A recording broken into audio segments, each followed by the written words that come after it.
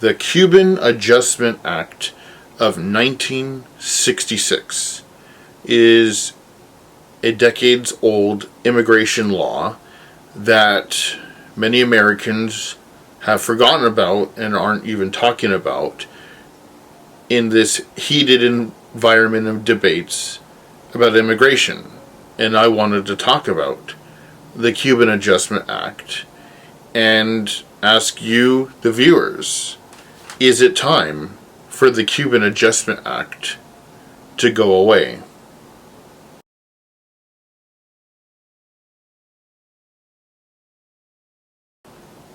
For some Americans who are young, the immigration debates going on right now might seem like they're brand new. However, immigration debates have been going on in the United States for more than 100 years. It was going on in the 1800s, so it's not new. However, in this current immigration situation and debates going on, there is a law, like I said, the Cuban Adjustment Act, which I think people should go back and review and look at. The Cuban Adjustment Act was passed back in 1966 by Congress. It was bipartisan supported, and it happened after Cuba was made into a communist country, after the Cuban Revolution, and a lot of Cubans started wanting to leave their country, their island, and come to the United States. And the United States made a law to make it easier for Cubans to immigrate to the United States and become US citizens faster ahead of other immigrant groups. And now I'm about to go into greater detail of that law and what has happened since. So let's delve a little bit now into the background of the Cuban Adjustment Act. So back in the 1950s, Cuba went through a revolution where Fidel Castro and his followers launched an armed revolution against the dictator Fulgencio Batista, and they actually succeeded in their revolution, and Batista was out in 1959. Fidel Castro and his people then started, after taking over Cuba, turning Cuba into a communist country.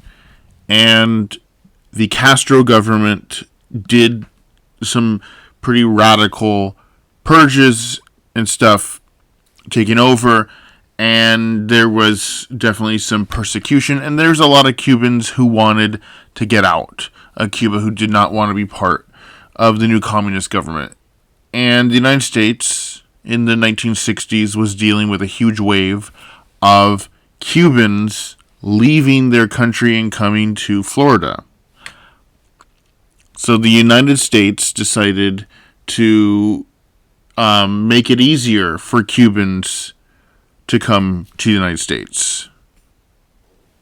The United States wanted to take in the Cuban immigrants, basically also to offend the Fidel Castro government. So the United States, bipartisan, ended up creating a bill called the Cuban Adjustment Act. Both the Democrats and Republicans supported it. It was passed in Congress, and President Lyndon B. Johnson signed it into law. And the United States made a very generous immigration system where Cubans were exempt from many requirements that other immigrants are still subject to. And from 1966 to 1973, the United States government actually paid to fly Cubans to the United States, and they're called freedom flights from 1966 to 1973. And many Cubans ended up settling in the state of Florida, since that's the closest American state to the island of Cuba. And that, of course, started really changing the demographics of South Florida to a heavy Cuban population, which exists to this day. Under the Cuban Adjustment Act, Cubans get automatic asylum once they hit U.S. soil. Once they reach U.S. soil, the United States gives them automatic asylum. They don't have to provide proof of persecution. It's just granted to them. And they get permanent residency after just staying 1 year in the United States and have a faster path to US citizenship than any other immigrant group in the United States. Cubans were given faster access to welfare benefits and healthcare benefits and assistance faster than other immigrant groups also. So they were really being given a very royal special treatment compared to many other immigrants. And this has sometimes led to resentment from other immigrants, especially other Hispanic immigrants, towards Cubans, that why are they getting a much more special treatment than we are? There are many groups that monitor immigration trends and data in the United States, and one group is called the Migration Policy Institute. And in their research, they found that the Cuban immigrant population in the United States has increased actually 10,000 new people each decade since the 1960s. Basically, what that means is that there are 10,000 new Cubans in the United States each decade. The Cuban population grows that much. When the Cuban Adjustment Act was passed back in the 1960s, I don't think the people in Congress envisioned that it would actually keep going on decades later.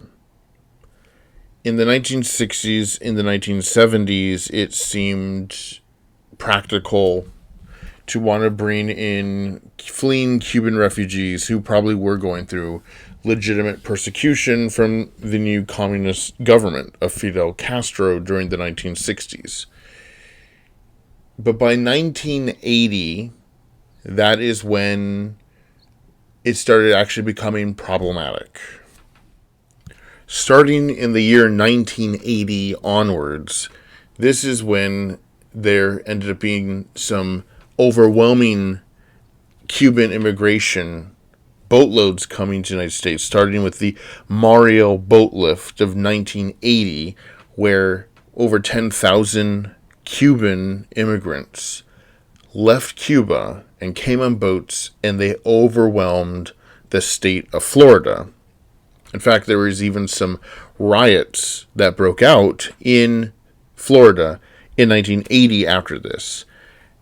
And the Cuban government actually found a way to get rid of people they didn't want on their island anymore, including people who protested against the Cuban government, and told them whoever wants to leave Cuba can just leave. And so Cubans, when they were told that by their own government, jumped on that opportunity and got on boats and came to the United States, especially the state of Florida.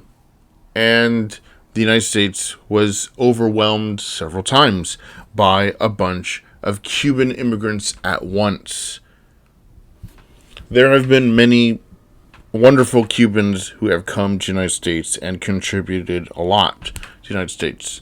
But at the same time, when things like the Mario boat lift of 1980 or another Cuban migrant crisis happened in 1994 happened, there were actually also some bad Cubans who were criminals who came to the United States to get out of their country. Or sometimes even the Cuban government allowed them to leave the country so that they wouldn't have to deal with them anymore. And especially in the 1980s onwards, there have been Cubans who went on to become criminals and engaged in gang violence and drug dealing in the United States, and went on to form criminal gangs like the Latin Kings gang in New York. and even times where some Cuban immigrants actually murdered Americans. Until 2015, when the United States restored diplomatic relations with Cuba, when Obama did that, the United States didn't have any way to deport criminal Cubans back to Cuba because the US and Cuba had no diplomatic relations for over 50 years. And so the United States would actually be stuck with Cubans who committed crimes, and after they were jailed, were allowed to be back free among the American public, often to do crimes again. Also, in the last decade, several Florida newspapers, such as the Sun and Centennial, have actually done investigations where they uncovered that there were some Cuban immigrants who came to the United States claiming to be refugees, and they actually just came to get money, public benefits, welfare money from the United States, and once they collected their money, went back and returned to Cuba, proving they were not real refugees, and would sometimes go back and forth on trips between Cuba and the United States to keep collecting and taking advantage of welfare money and benefits, and they aren't actually refugees. So after all this has been uncovered, and it's very obvious that there are some bad Cubans who come to the United States and have taken advantage of the Cuban Adjustment Act, and there are many people, many Americans, especially in the state of Florida, who have actually come to resent the Cuban Adjustment Act, and they resented the Wet Foot, Dry Foot Act, including even non-Cuban Hispanics who are not Cuban in the United States. Hispanic Americans also have called for the Cuban Adjustment Act to end, and that the Cuban people be treated like any other immigrant group and how they immigrate to the United States without a bunch of special exemptions. Now, why is there no desire to want to change that in Congress? The biggest answer to that are the Cuban Americans who are in U.S. Congress and the U.S. Senate, whether they're Democrat or Republican. But the majority of the Cuban Americans in U.S. Congress, like Marco Rubio, Mario Diaz-Balart, and others, they are the strongest defenders wanting to keep the Cuban Adjustment Act going on forever, even after 58 years, and that we just keep taking in more Cubans. Now, that might actually kind of sound crazy, given the U.S. southern border is overwhelmed with a lot of immigrants, and Florida has been overwhelmed several times with immigration crises. And to keep encouraging Cubans to come by boat instead of applying at the U.S. Embassy in Cuba and waiting their turn on a case-by-case basis, it doesn't make much sense to many others to keep giving a blanket refugee program to just allow every Cuban in at once. Not the entire Republican Party is really in favor anymore of the Cuban Adjustment Act. It is mostly, as I stated, the Cuban Americans in U.S. Congress and the U.S. Senate who want to keep it going. So here are some things to consider if the United States were to end the Cuban Adjustment Act. Cubans, like any other immigrant group, would have to immigrate to the United States on a case-by-case basis. There would no longer be any more blanket asylum laws for Cubans. Cubans would have to go to the U.S. Embassy in their country and apply for a visa, like anyone else who's trying to legally immigrate to the United States, where they have to go to the U.S. Embassy in their country, make an appointment, and apply for visas. And they would get screened on a case-by-case basis if they qualify for whatever thing, whether it's refugee status or business visa, student visa, or whatever. There would no longer be this blanket that they could just come by boat, come to the United States, and automatically claim asylum and get a fast track to citizenship.